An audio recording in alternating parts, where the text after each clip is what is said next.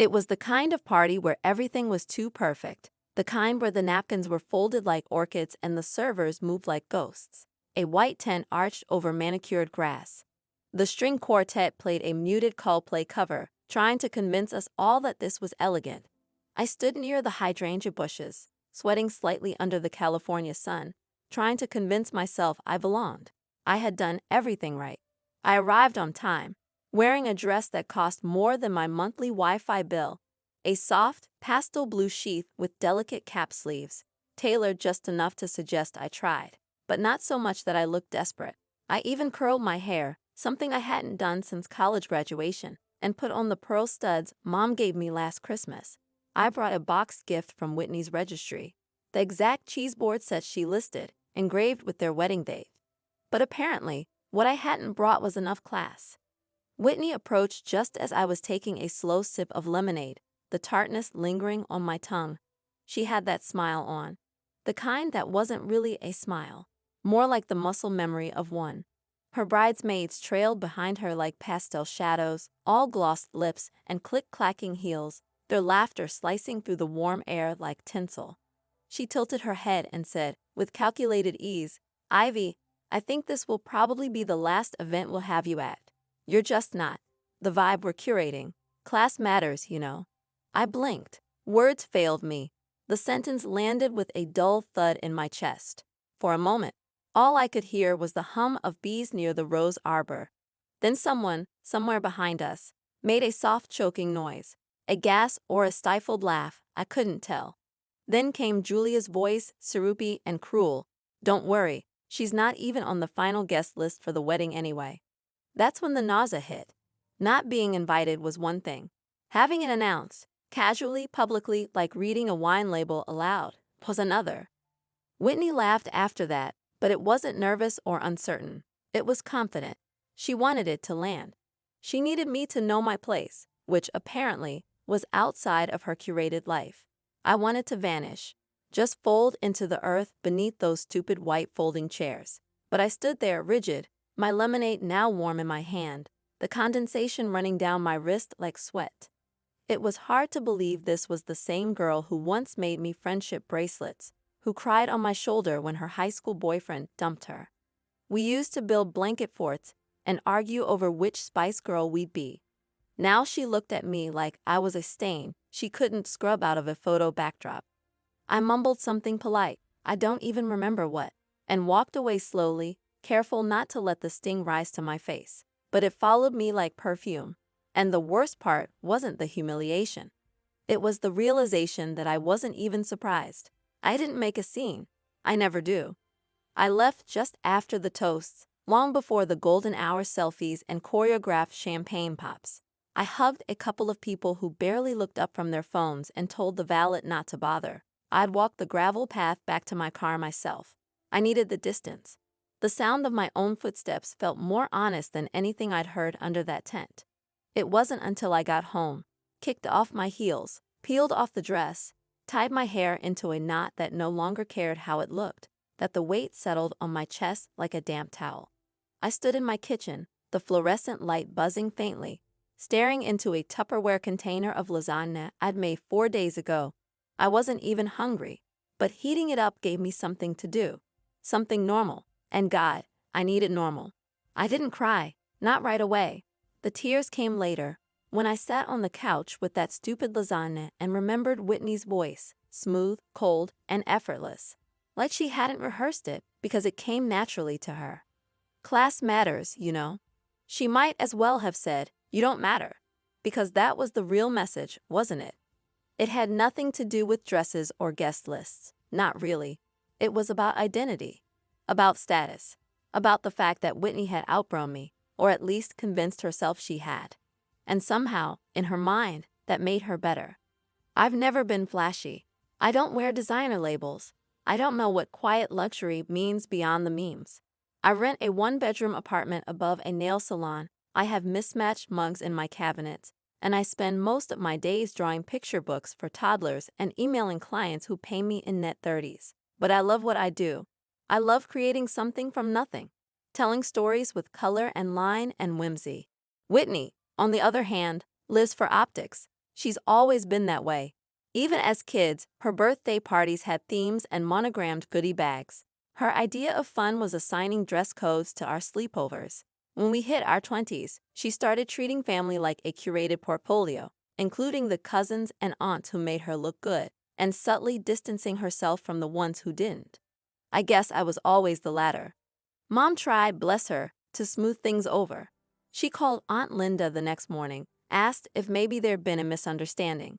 But Linda was polite, professionally polite, and said Whitney was simply setting healthy boundaries and hoped I'd respect that. Boundaries. That word stuck in my throat like a fishbone, as if excluding someone from a wedding because they don't wear channel was a form of therapy, as if cruelty was a wellness plan. So I unfollowed Whitney, deleted her from my feed. I didn't make a post. I didn't subtweet. I just stepped back. If she wanted distance, I'd give her the whole zip code. For the first time in my life, I started to let go of the idea that family meant unconditional love. Sometimes it just means shared blood and awkward holidays. I told myself I was done, that I'd move on. And for a few weeks, I almost believed it, until the message came. One I never saw coming. I was midway through sketching a scene with a fox and a teacup when the ping came. At first, I ignored it. I thought it was just another notification from one of those Instagram reels I scroll through too long at night. People baking aesthetic banana bread or cleaning grout with vinegar.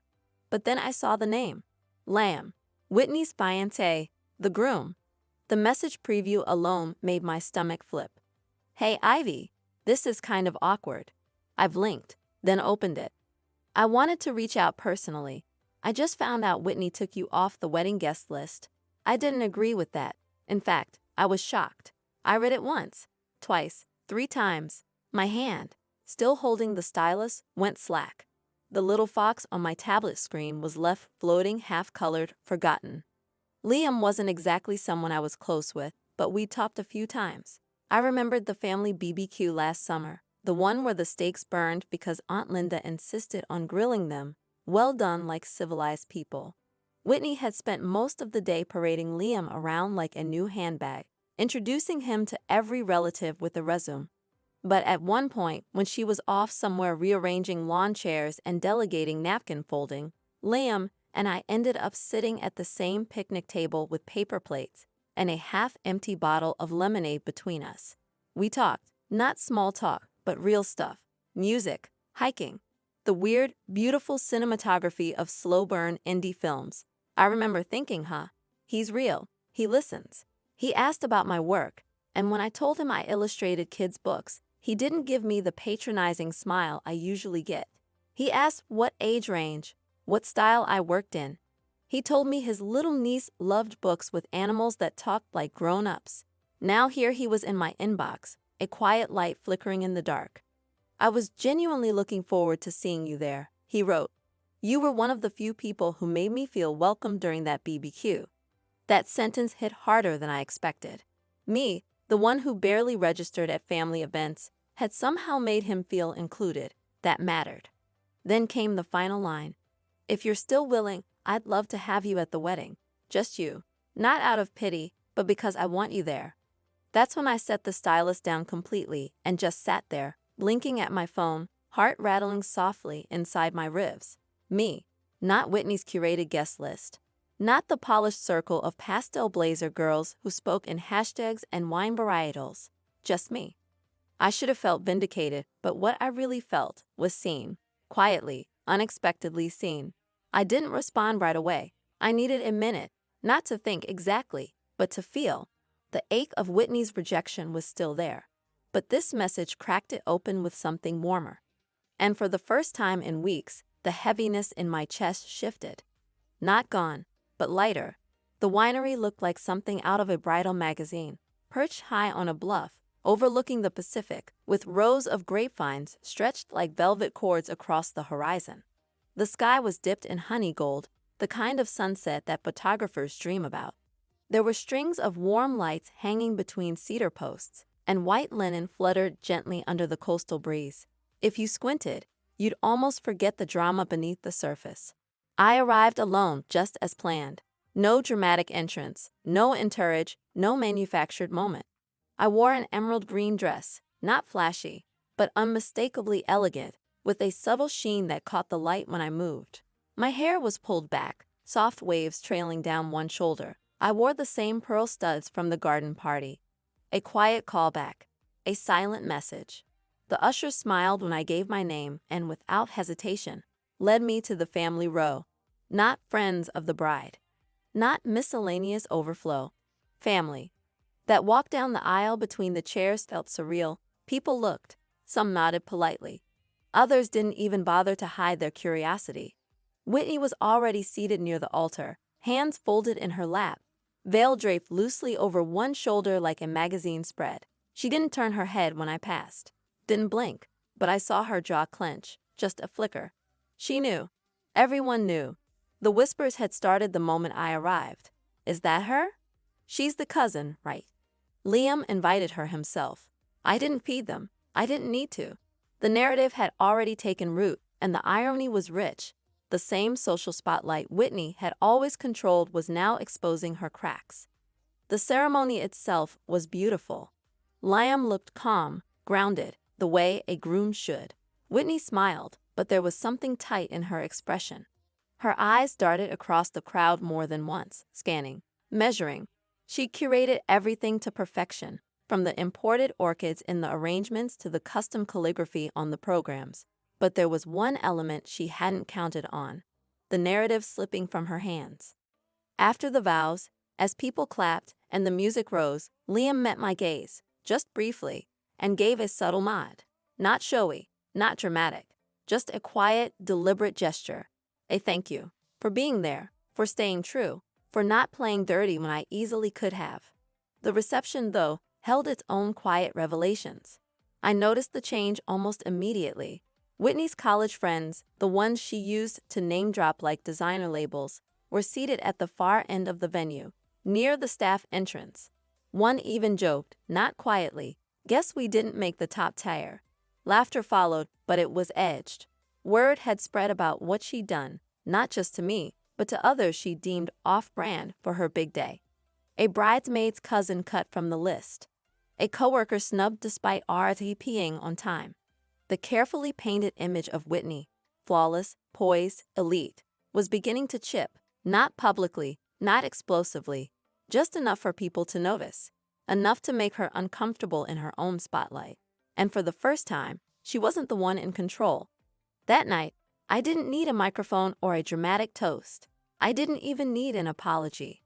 The truth was already sitting with her like a stone in her designer heels. She tried to erase me, but instead, she made me unforgettable. I didn't linger. That was never the plan. The moment the first round of speeches ended and the crowd shifted toward the dance floor, I slipped away from the long banquet table, walking toward the gift table near the entrance. I placed a small silver-wrapped box near the others, nothing extravagant, just a hand-painted decanter set I'd commissioned from a local artist. Personal, meaningful, the kind of gift that doesn't beg to be noticed. Then I turned toward the bar, intending to say a quiet goodbye to Liam before heading out. He was laughing with an older couple, probably extended family. I didn't interrupt. I waited by the edge, catching snippets of conversations drifting through the air, someone raving about the Pinot Noir, someone else complaining about the wind picking up. All background noise, until I heard my name, Ivy. I turned. Whitney stood just a few steps away, clutching a half-empty champagne flute like it was a lifeline. Her veil was pinned back now, makeup still perfect, but there was tension in her shoulders, the kind that doesn't show in photos but lives just under the skin.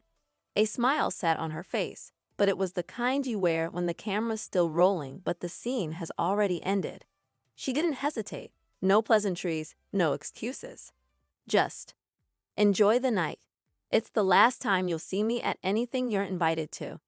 That was her version of a final word, a parting shot, dipped in civility and sharpened with pride.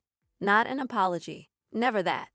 Just a reminder that, even in a moment where her narrative had cracked, she still wanted the last line. I didn't blink. I didn't match her tone. I just smiled, the kind of smile that's soft, knowing, and entirely unbothered, and said, "You said that last time too, but here I am." It landed, not with force, but with precision. She didn't respond. She just held my gaze for a second too long, then turned back toward the clinking glasses and curated crowd, the ones who were already starting to see through the gloss. I left then, not because I was unwelcome, quite the opposite, but because I didn't need to stay longer to prove anything. I'd shown up. I'd been invited. I'd stood in a space where someone tried to erase me. And I didn't just exist in it, I belonged. Walking back through the gravel path, heels in hand, I felt weightless. Not victorious in the traditional sense. There was no big confrontation, no cinematic takedown. Just the steady, quiet beat of someone who refused to be reduced and ended up rising without spectacle. I didn't have to raise my voice. I didn't have to claw for validation. I didn't have to mimic Whitney's standards to be seen. I just had to be me. And someone who mattered, had seen that, really seen it. Not through the filter of social rank or curated aesthetics, but through the simplicity of sincerity. Whitney had tried to write me out of her story, but she forgot. I was never a supporting character. I was writing my own. And this chapter? This one was mine.